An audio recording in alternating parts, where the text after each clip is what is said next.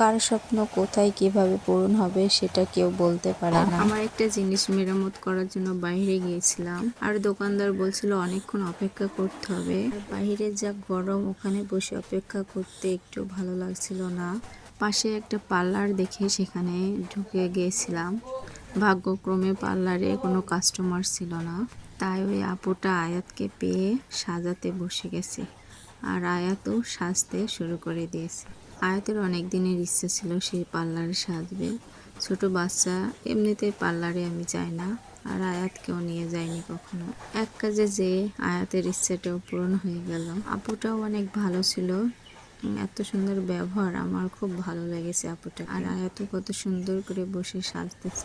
ভিডিওটি ভালো লাগলে অবশ্যই একটা লাইক, কমেন্ট ও শেয়ার করে দিবেন। আর ফাইনাল লুকটা দেখেন কেমন হয়েছে অবশ্যই জানাবেন। সবাই ভালো থাকবেন। আসসালামু আলাইকুম, আল্লাহ হাফেজ।